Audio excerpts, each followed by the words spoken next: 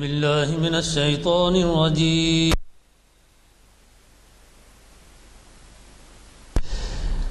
بسم الله الرحمن الرحيم.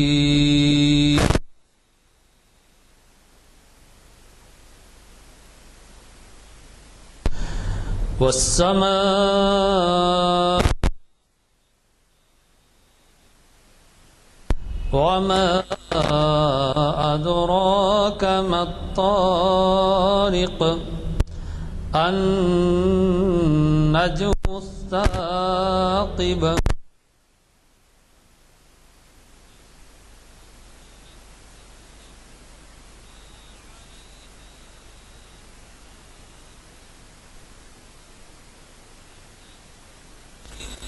الإنسان مما خلق من ماء يخرج من صلب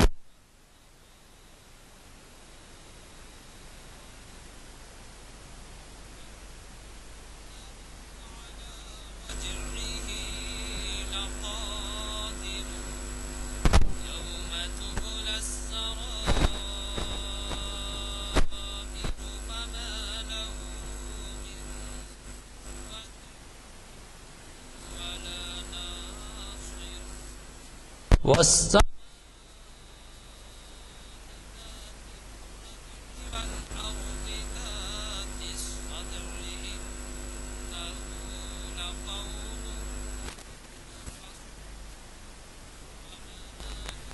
بالهزل إنهم يكيدون كيدا وأكيد كيدا فمهل الكافرين أمهلهم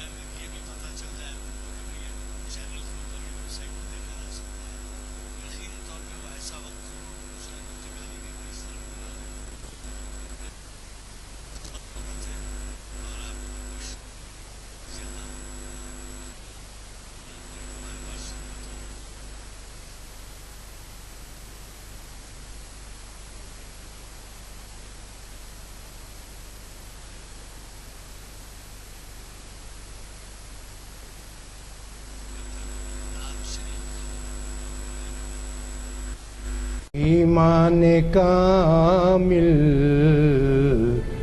میسر ہو اگر ایمان کامل کی الجھنے سے مسائل کہاں الجھنے ایسے مسائل تمہارا نہیں جن میں تمہارا عکس شامل نہیں جن میں تمہارا عکس شامل وہ نقشے ہیں مٹا دینے کے قابل وہ نقشے ہیں دینے کے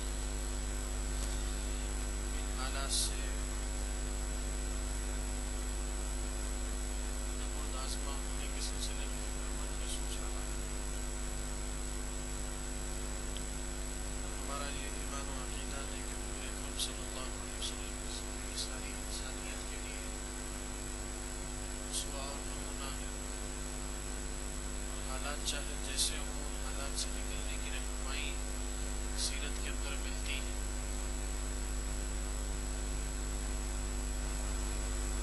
اسی لیے حضور اکرم صلی اللہ علیہ وسلم کی سیرت کو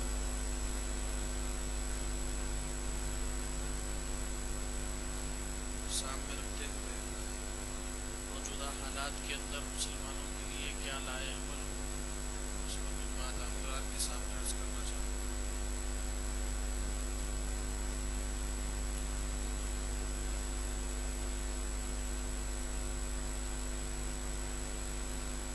سب سے پہلی بات تو یہ ہے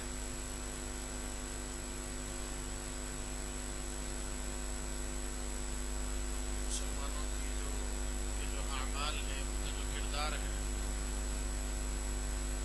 مسلمانوں کے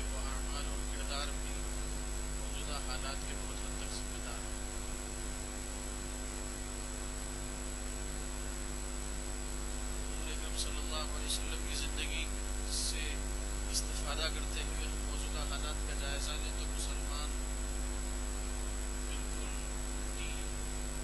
الٹے رخ پہ چل رہا ہے.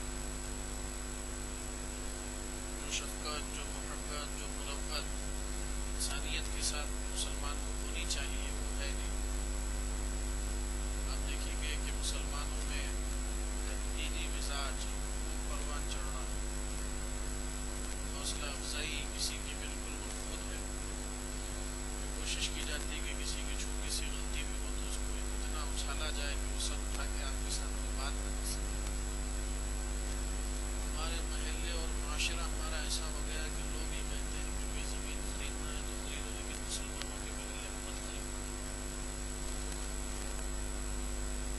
بولتے ہیں غیر مسلموں میں ہمارے شہر کے اندر، حیدرآباد کے اندر یہ مزاج ہو گیا. بولتے کہ اگر مسلمانوں کے محلے کے اندر زمین خریدنا ہے تو گھر بنا کے رہنا ہے تو زمین خریدو، ورنہ پتہ نہیں وہ زمین کتنے دنوں تک آپ کی رہے گی، کتنے دنوں کے بعد کسی اور کو ملے گی.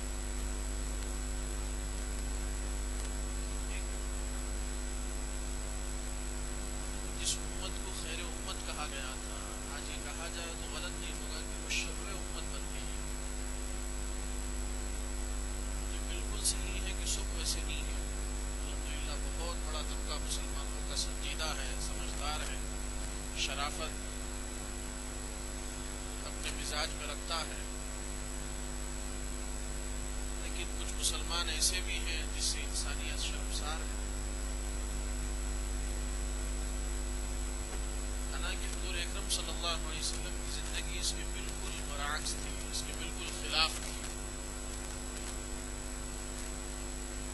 آج بچہ یتیم ہے، اوروں کی بات تو بہت دور کی بات ہے، جو اس کے رشتہ دار ہیں، چچا ہے، خالہ ہے، خالو ہے، ماموں ہے، یہ چاہتے کہ یہ بچوں کے پیسے کو کیسے ہڑپ لیا جائے.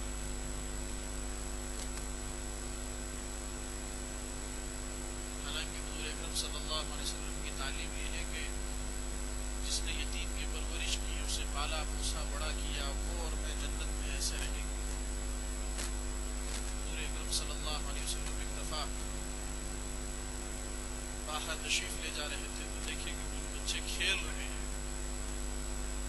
تو حضور اکرم صلی اللہ علیہ وسلم ان بچوں کے پاس سے گزرے، ان لوگوں نے سلام کیا، آپ صلی اللہ علیہ وسلم نے جواب دیا، اور آپ آگے بڑھے تو آپ کی نظر ایک بچے میں پڑی جو بالکل خاموش کونے میں بیٹھا ہوا تھا. آپ صلی اللہ علیہ وسلم اس بچے کے پاس گئے اور اس سے بولنے لگے کہ تو ان کے ساتھ کیوں نہیں کھیل رہا؟ تو بچہ بولنے لگا کہ ان کے ماں باپ ہیں، ان کے باپ ہیں جنہوں نے ان کو اس عید کے موقع پہ کپڑے بنائے ہیں، تیار کیا ہے، یہ ان کے پاس ان کے باپ کی سرپرستی ہے جس کی وجہ سے یہ خوش ہیں. میرا باپ نہیں ہے، میں یتیم ہوں. حضور اکرم صلی اللہ علیہ وسلم نے اس بچے کا ہاتھ پکڑا اور اس کو اپنے گھر لے گئے اور حضرت عائشہ رضی اللہ عنہا سے فرمایا کہ اس کو تیار کرو، اس کو نئے کپڑے پہناؤ. اب وہ بچہ جو یتیم تھا، کل تک کوئی اس کا پرسان حال نہیں تھا، آج انسانیت کی ماں حضرت عائشہ رضی اللہ عنہا خود اس کو نہلا رہی ہے، اس کو نئے کپڑے پہنا رہی ہے، اس کو عطر لگا رہی ہے، سرما لگا رہی ہے، اس کے بالوں میں کنگھی کر رہی ہے. جب وہ بچہ تیار ہو گیا، حضرت عائشہ رضی اللہ عنہا نے فرمایا کہ اللہ کے نبی، یہ بچہ تیار ہو گیا. حضور اکرم صلی اللہ علیہ وسلم عید کی نماز کے لیے نکل رہے تھے. آپ صلی اللہ علیہ وسلم جب اس بچے کے قریب پہنچے تو وہ بچہ آپ کے ہاتھ کو پکڑنے کے لیے آگے بڑھا تو آپ صلی اللہ علیہ وسلم بیٹھ گئے اور فرمایا کہ نہیں، تو میرے کندھے پر سوار ہو جا. حضور اکرم صلی اللہ علیہ وسلم کے کندھے پر وہ سوار ہوا اور آپ صلی اللہ علیہ وسلم وہ بچے کو اپنے کندھے پہ سوار کر کے گزر رہے تھے. جب ان بچوں کے پاس سے گزرے تو بچے جو کھیل رہے تھے، اس کے دوست احباب بچے کے، وہ کہنے لگے کہ ارے تو بڑا خوش جا رہا ہے. وہ کہنے لگا کہ میں آج اللہ کے حبیب صلی اللہ علیہ وسلم کے مکان سے تیار ہو کے عید کی نماز ادا کرنے کے لیے جا رہا ہوں. ایک بچے کی زبان سے نکلا کہ کاش میں بھی یتیم ہوتا اور حضور اکرم صلی اللہ علیہ وسلم کے کندھوں پہ سوار ہوتا. آپ صلی اللہ علیہ وسلم جب عیدگاہ میں پہنچے تو تو آپ صلی اللہ علیہ وسلم منبر پہ کھڑے ہوئے اور عید کا خطبہ آپ ارشاد فرمانا چاہ رہے تھے، بیان آپ فرمانا چاہ رہے تھے۔ آپ نے دیکھا کہ وہ بچہ ایک کونے میں جا کے بیٹھ گیا، آپ نے اس بچے کو بلایا اور اپنے ساتھ بٹھایا اور پھر اس کے سر کے اوپر ہاتھ پھیرتے ہوئے مسلمانوں سے کہا کہ جو کسی یتیم کے سر پر ہاتھ پھیرتا ہے محبت اور شفقت سے، تو اس کے ہاتھ کے نیچے جتنے بال آتے ہیں اللہ رب العزت اتنے اس کے گناہوں کی مغفرت فرماتے ہیں۔ یہ حضور اکرم صلی اللہ علیہ وسلم کی تعلیم، بچے بڑھے بوڑھے، میں کہوں مسلمان غیر مسلم، یعنی ساری انسانیت کے لیے حضور اکرم صلی اللہ علیہ وسلم رحمت للعالمین، ساری انسانیت کے لیے۔ میں نے مختصر کر دیا جملہ، جنات کے لیے، جمادات کے لیے، حیوانات کے لیے، نباتات کے لیے۔ ہم سنتے ہیں سیرت کے اندر، سیرت کی کتابوں میں ملتا کہ اونٹ ڈارا اور حضور اکرم صلی اللہ علیہ وسلم کے سامنے اپنے مالک کی شکایت کر رہا، آپ صلی اللہ علیہ وسلم مالک کو بلا کے بولیں کہ تم اس کے حق کو ادا کرو۔ حضرت صدیق اکبر رضی اللہ عنہ کے مکان کو جب آپ تشریف لے جاتے تو ایک پتھر تھا، جو پتھر ہمیشہ آپ صلی اللہ علیہ وسلم کو سلام کیا کرتا تھا، اور آپ کی یہ شفقت، یہ محبت بہت عام تھی۔ غیر مسلموں کے ساتھ کا معاملہ تو یہ تھا حضور اکرم صلی اللہ علیہ وسلم کا کہ حضور صلی اللہ علیہ وسلم کو معلوم ہوا کہ فلاں یہودی بیمار ہے، مدینہ منورہ کا واقعہ ہے۔ آج مستشرقین مغربی دنیا کے لوگ کہتے ہیں کہ حضور غیر مسلموں کے ساتھ جو محبت کا برتاؤ کیے ہیں، وہ محبت کا برتاؤ مجبوری میں اور کمزوری کی زندگی میں کیے جب وہ مکے میں تھے۔ یہ جھوٹ ہے۔ میں آج آپ کے سامنے وہ واقعات رکھوں گا کہ حضور نے محبت کا برتاؤ کیا، اور اس زمانے میں کیا جب آپ بادشاہ تھے، سلطان تھے، آپ یہ کہیں کہ گورنر تھے، میں یہ کہوں گا کہ نبی تھے۔ مدینے کی زندگی تھی، مدینے میں ایک یہودی کے بارے میں معلوم ہوا تو آپ صلی اللہ علیہ وسلم بنفس سے نفیس تشریف لے گئے اس یہودی کی عیادت کرنے کے واسطے۔ ایک دفعہ آپ صلی اللہ علیہ وسلم اپنے صحابہ کے ساتھ بیٹھے ہوئے ہیں، ایک جنازہ گزرا، یہودی کا جنازہ تھا۔ بخاری کی روایت ہے کہ حضور اکرم صلی اللہ علیہ وسلم اس کے احترام میں کھڑے ہو گئے کہ ٹھہر گئے۔ عبداللہ ابن ابی ابن سلول جو منافقین کا سردار تھا، کوئی مرحلہ ایسا نہیں چھوڑتا تھا جب حضور اکرم صلی اللہ علیہ وسلم کو ستاتا نہ ہو۔ احد کے میدان کے اندر آئے جبکہ دشمن سامنے ہے، 300 آدمیوں کو لے کے وہ وہاں سے واپس لوٹا۔ بڑا صدمہ مسلمانوں کو اس وقت میں ہوا۔ حضرت عائشہ رضی اللہ عنہا جو حضور اکرم صلی اللہ علیہ وسلم کی سب سے چہیتی زوجہ ہیں، ان کے اوپر الزام لگایا گیا تھا، تہمت لگائی گئی تھی، اس تہمت کا ذمہ دار یہی تھا، گالی دیتا تھا۔ ایک دفعہ تو برملا کہنے لگا کہ یہ جتنے مہاجر ہیں ان ذلیلوں کو مدینے میں جا کے ہم نکالیں گے۔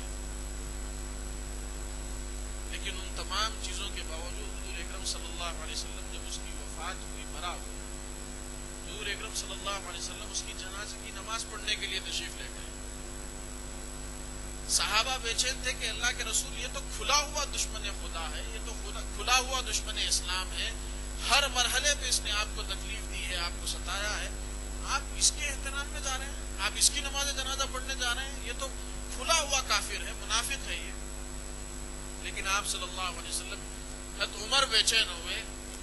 حضرت عمر نے 2-3 دفعہ حضور اکرم صلی اللہ علیہ وسلم کو متوجہ کیا تو حضور صلی اللہ علیہ وسلم مسکراتے ہوئے کہنے لگے کہ عمر، اگر آج مجھے یہ معلوم ہو جائے کہ میں 70 دفعہ اللہ سے استغفار کروں تو اللہ اس کی مغفرت کر دے گا، تو میں 70 دفعہ اللہ سے مغفرت چاہنے کے لیے تیار۔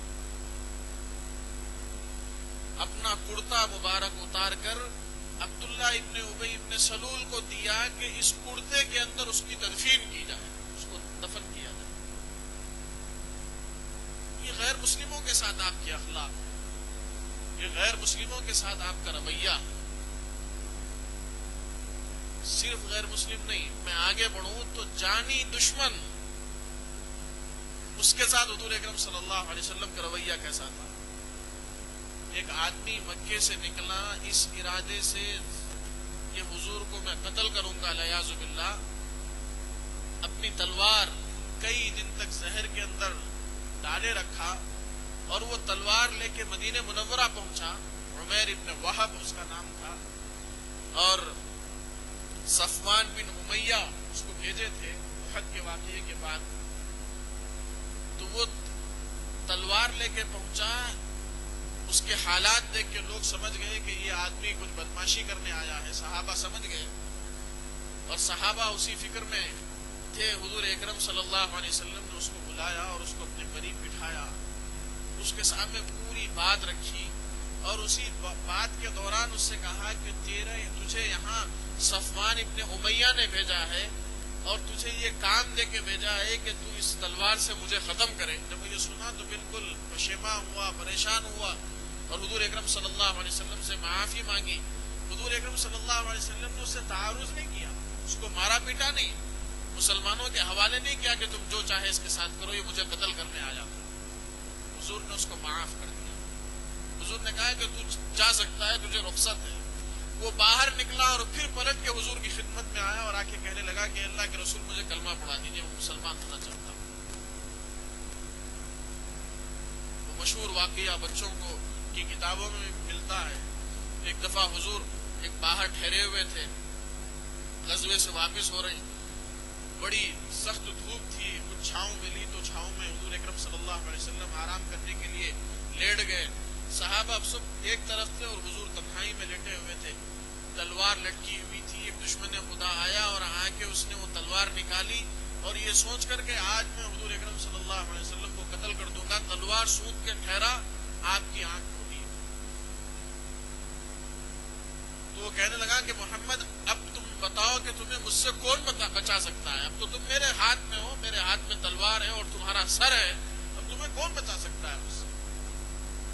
اللہ کے حبیب صلی اللہ علیہ وسلم نے بڑے اطمینان سے فرمایا اللہ.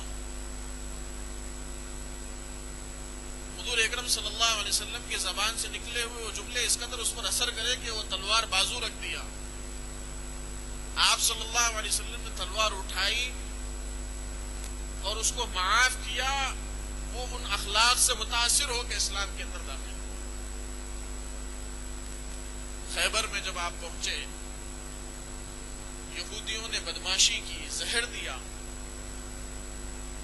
اور آپ جانتے ہوں گے کہ حضور اکرم صلی اللہ علیہ وسلم کی وفات بعض محققین یہ کہتے ہیں کہ اسی زہر کے اثر سے ہوئی. آپ کو معلوم ہوا کہ اس کھانے کے اندر زہر ملایا گیا ہے, ان یہودیوں نے ملایا ہے, لیکن آپ صلی اللہ علیہ وسلم نے ان کو بھی معاف کیا. آج کا مسلمان آپ دیکھیں کہ آج ہمارا کیا رویہ ہے, غیر مسلموں کے ساتھ کیا رویہ ہے, اپنے مسلمان بھائیوں کے ساتھ ہمارا کیا رویہ ہے, ہمارے اخلاق عادات کیسے ہیں. تحمل نام کی کوئی چیز مسلمانوں کے اندر آج دکھنے کو ہی نہیں ملتی, برداشت. اب اس کا نتیجہ یہ ہے کہ کوئی بھی آدمی مختصر سی بات کر کے مسلمانوں کو مشتعل کر دیتا ہے. مسلمان جو ہے جوش میں آ کے کچھ ایسے کام کر بیٹھتے ہیں کہ پھر معاملہ بگڑ جاتا ہے. تو میرے عزیزوں, ضرورت اس بات کی ہے کہ حضور اکرم صلی اللہ علیہ وسلم نے جس طریقے سے پیار و محبت کا پیغام اس انسانیت کو دیا, دنیا کو دیا, اسی پیار و محبت کے پیغام کو اپنانے کی ضرورت ہے. دیکھیے, اس سے پہلے تاتاریوں کا دور گزرا, اور تاتاریوں کے دور کے اندر مسلمان ختم کر دیے گئے. ایسی کیفیت بنی کہ لوگ کہتے ہیں کہ لائبریریاں چلائی گئیں تو ندیوں میں چلنے والا پانی خاکی کلر کا ہو گیا. جب لوگوں کا قتل عام ہوا تو ندی میں چلنے والا پانی لال کلر کا ہو گیا, سرخ رنگ کا ہو گیا. ایسے حالات مسلمانوں پہ آئے کہ اگر کسی مسلمان سے کوئی تاتاری کہتا ہے کہ تجھے یہی ٹھہرنا ہے, میں اپنے گھر جاؤں گا اور تلوار لا کے تجھے ختم کروں گا, تو اس کی اتنی ہمت نہیں ہوتی تھی کہ وہ 2 قدم آگے پیچھے ہو جائے. لیکن ان حالات کے بعد بھی یہ مسلم قوم زندہ رہی ہے اور آج تک زندہ ہے. اور اس کی بنیادی وجہ یہ ہے کہ جو صوفیاء تھے, جو مشائخ تھے, اللہ نے ان سے کام لیا. اور آج ہندوستان کے اندر بھی جو دین کی فضا بنی ہوئی ہے, جو مسلمانوں کی اتنی بڑی تعداد ہے, وہ دراصل اخلاق کی بنیاد پہ ہی ہے کردار کے بنیادی پر ہے۔ ان چیزوں کو سمجھنے کی ضرورت ہے اور دعوت کا مزاج اپنانے کی ضرورت ہے، ورنہ جو دیوار فرقہ پرستی نے مسلمانوں کے درمیان میں اور برادران وطن کے درمیان میں کھڑی کی ہے، وہ آج اتنی مضبوط ہو گئی ہے کہ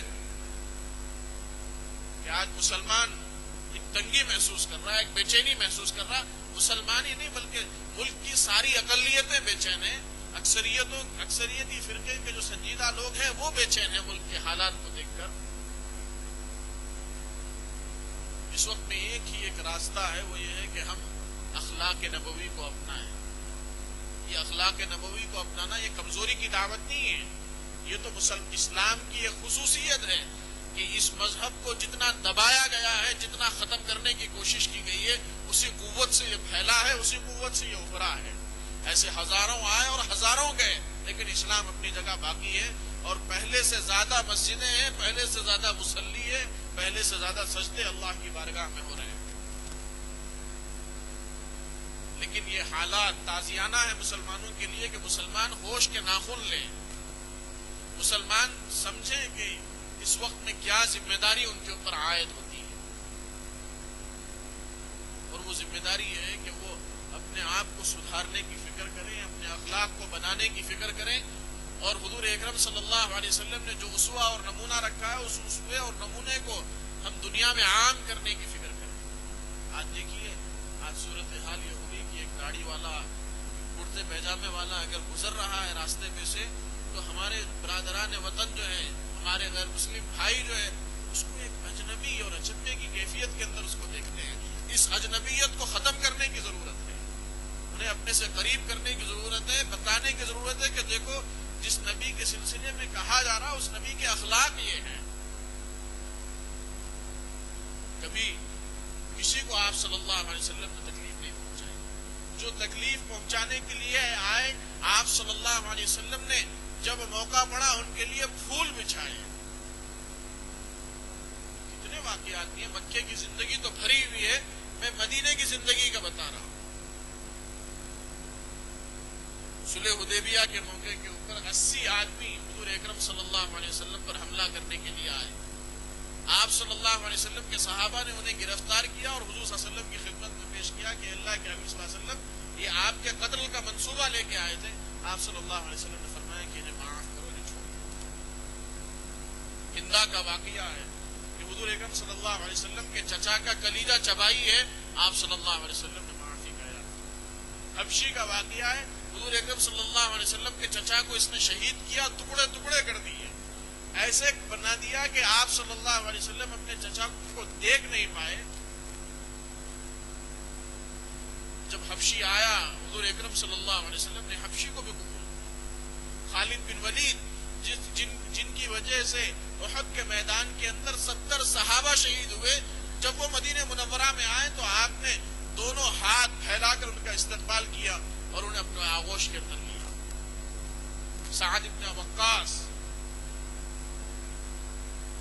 اس سے آگے بڑھ کے کہوں کہ ابو جہل جو اسلام کا نمبر 1 درجے کا دشمن ہے، ان کا بیٹا حضور اکرم صلی اللہ علیہ وسلم کے خدموں میں آپ کو دکھے گا، غلامی میں آپ کو دکھے گا، اکرما۔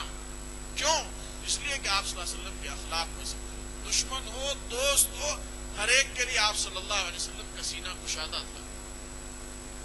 میرے عزیزو، آج اس چیز کو اپنانے کی ضرورت ہے۔ آج ہم ہمارے برادران وطن کو، ہمارے غیر مسلم بھائیوں کو ہم صحیح اسلام پہنچانے میں بہت پیچھے ہو گئے۔ میں معاف کرنا، میں یہ بات عرض کرنا ضروری سمجھتا ہوں۔ آج کل نوجوانوں کا مزاج ایسا ہو گیا کہ بھائی ایک ہاتھ میں بائبل پکڑو، ایک ہاتھ میں گیتا پکڑو، اس بائبل اور گیتا سے ہم اسلام کی دعوت دیں گے۔ یاد رکھیے، کسی کے جذبات کو ٹھیس پہنچا کر آپ کبھی اس کو اپنا نہیں بنا سکتے۔ آپ اس کو اخلاق کی بنیاد پر اپنے سے قریب کریں، اسلامی تعلیمات کی بنیاد۔ دیکھیے، ہم سوئے ہوئے ہیں، غفلت میں ہیں، لیکن جو ہمارے دشمن ہیں، اسلام کے دشمن ہیں، میں کہوں گا اس ملک کے دشمن ہیں، ایسے لوگوں نے قرآن سے 24 آیتوں کا انتخاب کر کے، جس میں جہاد کا ذکر ہے، قتال کا ذکر ہے، ایسے پیرائے میں اس کو بیان کیا کہ بیان کر کے غیر مسلموں کے درمیان میں پیش کیا کہ دیکھو یہ مسلمانوں کی کتاب، یہ مسلمانوں کا نبی، یہ مسلمانوں کا دین، یہ تو یہ کہتا ہے کہ تمہیں زندگی کا کوئی حق ہی نہیں ہے، تمہیں تو قتل کے حوالے ہونا ہے، تمہیں تو جنگ کے حوالے ہونا ہے۔ حالانکہ آپ بتائیں کہ 24 آیتیں نکال دی جائیں تو کتنی آیتیں رہتی ہیں؟ 6666 آیتیں ہیں قرآن کے اندر، 6640 آیتیں تو کیا دعوت دیتی ہے؟ امن کا تو پیغام دیتی ہے۔ میرے عزیزو، حضور اکرم صلی اللہ علیہ وسلم کی زندگی کو انسانیت کے سامنے پیش کرنے کی ضرورت ہے، ہمارے غیر مسلم بھائیوں کے سامنے پیش کرنے کی ضرورت ہے کہ یہ نبی انسان کے لیے نہیں بلکہ سارے جہانوں کے لیے رحمت بن کر آیا ہے، سارے جہانوں کے لیے شفقت بن کے آیا ہے، اور ہم ہندوستان کے مسلمان تو اس کو کبھی بھلا ہی نہیں سکتے، اس لیے کہ یہاں پر جتنا اسلام اور دین ہمیں نظر آ رہا ہے یہ حضور صلی اللہ علیہ وسلم کی مظلومیت ہی کا تو نتیجہ ہے۔ طائف کے میدان سے جب آپ واپس ہوئے، کسی نے پتھر مارا جو سر پہ لگا، کسی نے پتھر مارا جو پیٹھ پر لگا، کسی نے پتھر مارا کچھ پیر پر لگے، پورا جسم لہو لہان ہے۔ مکے کا ایک دشمن دیکھ کر روتا ہے حضور اکرم صلی اللہ علیہ وسلم۔ ایسی کیفیت کے اندر جب ملک الجبال آئے اور یہ کہا کہ آپ حکم فرمائیں ابھی ان پہاڑوں کو قریب کر کے انہیں بیچ دیا جائے گا، تو حضور اکرم صلی اللہ علیہ وسلم نے کیا فرمایا؟ حضور نے فرمایا کہ میں تو ان کے حق میں دعا کرتا ہوں، یہ ایسی قوم ہے جو مجھے جانتی نہیں ہے، مجھے امید ہے کہ یہ نہ مانیں گے تو ان کی نسلوں کے اندر ایسے لوگ پیدا ہوں گے جن سے اسلام زندہ ہوگا۔ آپ تاریخ اٹھا کے دیکھیں کہ ہندوستان، پاکستان، بنگلہ دیش کے اندر جس شخص نے سب سے پہلے اسلام کا جھنڈا اس علاقے کے اندر گاڑا ہے وہ وہی قبیلے ثقیف، طائف کے قبیلے کا آدمی محمد ابن قاسم ہے۔ میرے عزیزو، جیسے کہا گیا کہ ہر کربلا کے بعد اسلام زندہ ہوتا ہے، اسلام کی شان ہی یہ ہے۔ آج ایسے حالات ہیں، یہ در حقیقت مسلمانوں کو اللہ کی طرف متوجہ کرنے کے لیے اس بات کا اطمینان بھی ضروری ہے کہ ایسے حالات امت پر آئے ہیں اور آتے رہے ہیں، اس سے امت کو کوئی نقصان کبھی ہوا نہیں ہے، امت اور پھلی پھولی ہے، لیکن ضرورت اس بات کی ہے کہ ان حالات کے اندر دعوت دین کا جو فریضہ مسلمان عرصے سے چھوڑے ہوئے ہیں، اس دعوت دین کے فریضے کو زندہ کرنے کی ضرورت ہے، اپنے غیر مسلم بھائیوں سے تعلقات کو استوار کرنے کی ضرورت ہے۔ جو پروگرام ہو رہے ہیں، جو جلسے ہو رہے ہیں، ہمارے دینی مدارس ہیں، ہمارے مساجد ہیں، ان مدارس کے اندر، ان مساجد کے اندر ان غیر مسلم بھائیوں کو بلانے کی ضرورت ہے، انہیں بتائیں کہ کیا ہماری تعلیم ہے، اس کی ضرورت ہے۔ اللہ رب العزت سے دعا ہے کہ اللہ رب العزت ہمیں عمل کی توفیق نصیب فرمائے۔ وآخر دعوانا الحمدللہ رب العالمین۔